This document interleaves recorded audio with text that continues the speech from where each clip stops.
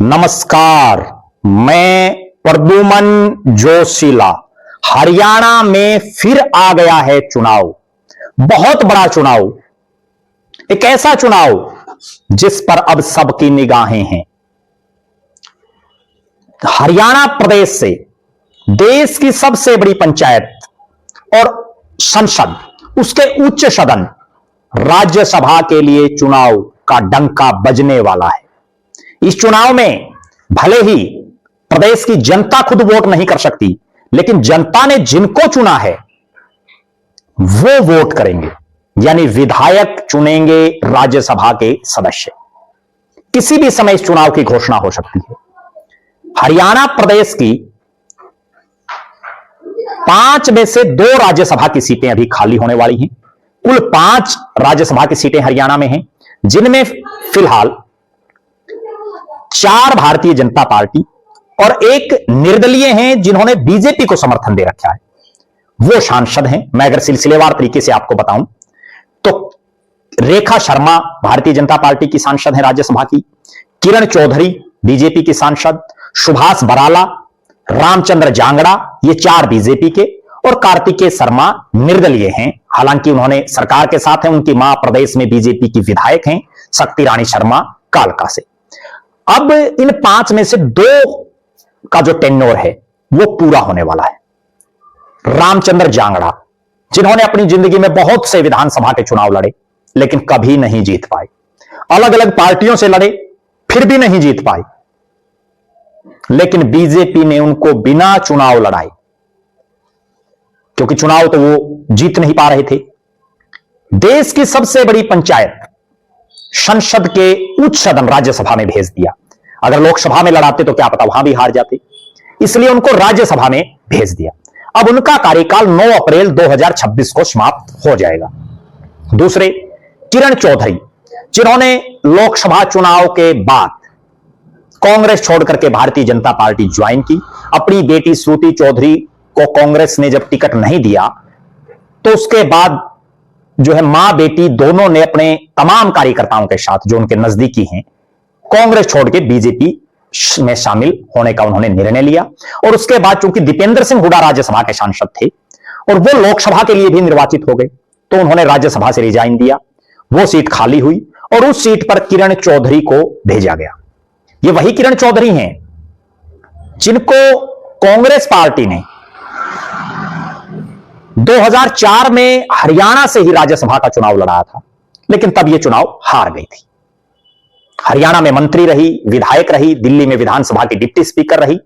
फिलहाल इनकी बेटी श्रुति चौधरी प्रदेश की सरकार में मंत्री हैं तो शाम से विधायक हैं। इनका कार्यकाल भी 9 अप्रैल 2026 को समाप्त हो जाएगा, यानी इन 2 सीटों पर चुनाव होगा। और कार्यकाल जब 9 अप्रैल को है खत्म होगा तो इसका मतलब फरवरी में चुनाव होने की संभावनाएं हैं। 15 फरवरी के आसपास चुनाव, फरवरी के शुरुआत में घोषित होने की भी पूरी संभावनाएं हैं। इसलिए जिन जिन नेताओं की जिज्ञासा है, जिन जिन नेताओं को लगता है कि उनको राज्यसभा में जाना चाहिए, वो अपनी जोड़ तोड़ बैठा रहे हैं।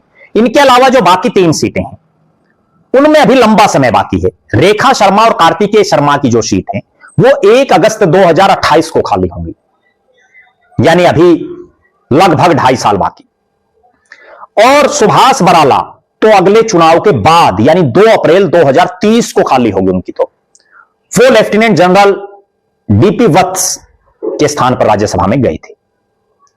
जब उनका कार्यकाल पूरा हो गया तो सुभाष बराला बीजेपी में भेजे थे। अब कहने का तात्पर्य यह है कि 2029 के चुनाव के मद्देनजर भारतीय जनता पार्टी भी किसी ऐसे चेहरे को राज्यसभा में भेजना चाहेगी जिसका असर अगले चुनाव तक सही रहे। और कांग्रेस के पास अपना खाता खोलने का मौका है हरियाणा से राज्यसभा सांसदों का। क्यों? क्योंकि जो हरियाणा की 90 सदस्यीय विधानसभा है उसमें 48 विधायक भारतीय जनता पार्टी के हैं, यानी एक तो उनका कन्फर्म है जीतना। कांग्रेस के 37 हैं।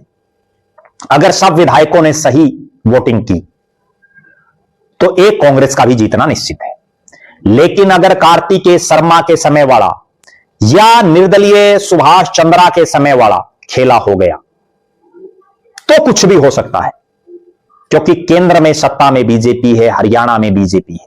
और अगर बीजेपी ने रिस्क ले लिया किसी निर्दलीय को या किसी अपने ही दल के नेता को राज्यसभा का प्रत्याशी बना दिया तो एक बड़ा खेला, तो अगर खड़े कर दिए तो बड़ा खेला भी हो सकता है। हरियाणा में कांग्रेस के भी बहुत से नेता हैं जिनके दिलो दिमाग में यह चल रहा है, विशेषकर वो जिनकी या तो टिकट कट गई लोकसभा या विधानसभा की, या जो विधानसभा या लोकसभा का चुनाव हार गए, वो चाह रहे हैं कि उनको राज्यसभा मिल जाए, क्योंकि राज्यसभा एक ऐसी सीट है जहां केवल 90 लोगों से ही वोट मांगने हैं, और उन 90 में भी अपनी पार्टी वाले भी अगर दे देंगे तो भी काम चल जाएगा, ज्यादा जरूरत ही नहीं है, हजारों लाखों लोगों के आगे हाथ जोड़ने की जरूरत नहीं है। और राज्यसभा एक ऐसी सीट भी है, विधायक बनता है आदमी 5 साल के लिए, लोकसभा का सांसद बनता है 5 साल के लिए, लेकिन यह एक ऐसी सीट है जहां 6 साल मिलते हैं। जी हां, 6 साल। और उससे अगली बात, विधायक बन जाए तो अपने हलके में ही विधायक निधि खर्च कर सकता है, लोकसभा का सांसद बन जाए वो भी अपने इलाके में ही खर्च करता है, लेकिन राज्यसभा वाला तो पूरे राज्य में कहीं भी खर्च कर दे, 5 करोड़ रुपए 1 साल की सांसद निधि मिलती है, और देश के सबसे उच्च सदन का सदस्य। इसी कारण इस चुनाव में बहुत से नेताओं की दिलचस्पी रहती है। भारतीय जनता पार्टी में भी वो नेता चाह रहे हैं जिनको लोकसभा या विधानसभा की टिकट नहीं मिली या जो चुनाव हार गए। और हमने बहुत बार देखा है, इस राज्यसभा में ऐसे लोगों को अक्सर पार्टियां भेजती हैं जो या तो विधानसभा और लोकसभा में उनकी टिकट काट दी हो, या वो चुनाव हार गए हों, चुनाव नहीं जीत पा रहे हों। अगर अभी के भी जो रामचंद्र जांगड़ा साहब की बात कर लें, बहुत चुनाव हारे, सुभाष बराला की बात कर लें, टोहाना से चुनाव हार गए थे और उसके बाद जो है उनकी लॉटरी लग गई। इसी तरह से किरण चौधरी की बेटी को टिकट नहीं मिला था कांग्रेस का, लेकिन बीजेपी ने उनको राज्यसभा में भेज दिया। अब बहुत से नेता अपनी अपनी गोटियां फिट करने में लगे हैं। हम अगले वीडियोज में आपको बताएंगे कि भारतीय जनता पार्टी की तरफ से कौन संभावित चेहरा हो सकता है। एक तो जो पक्की जीतने वाली सीट है उस पर, और एक जिस सीट पर बीजेपी खेला करने के मूड में अपना प्रत्याशी खड़ा कर दे, यानी कौन नया सुभाष चंद्रा या कार्तिकेय शर्मा हो सकता है, वो भी अपने आप में एक बहुत बड़ा सवाल है। हम बताएंगे आपको कि कांग्रेस किस चेहरे पर दांव खेले जिससे कांग्रेस के विधायक एकजुटता दिखाते हुए राज्यसभा में अपना खाता हरियाणा प्रदेश के कोटे से खोल लें। आप दर्शक अपनी बेबाक राय जरूर रखें कि आपके हिसाब से बीजेपी किस नेता को भेजे तो सही रहे, कांग्रेस किस नेता को भेजे तो सही रहे, और कोई ऐसा तीसरा इंडिपेंडेंट आदमी जो बीजेपी वालों के भी वोट ले ले, कांग्रेस वालों के भी ले ले, और इंडियन नेशनल लोकदल के भी 2 विधायक हैं, 3 निर्दलीय भी हैं, उन सबके वोट लेकर के और जो है कोई बहुत बड़ा खेला कर दे। कुछ एक कांग्रेस के विधायक आ जाएं, कुछ एक बीजेपी के, ऐसा भी क्या कोई चेहरा हो सकता है? अपनी बेबाक राय जरूर रखें। बहुत बहुत धन्यवाद। आपका अपना प्रद्युमन जोशीला।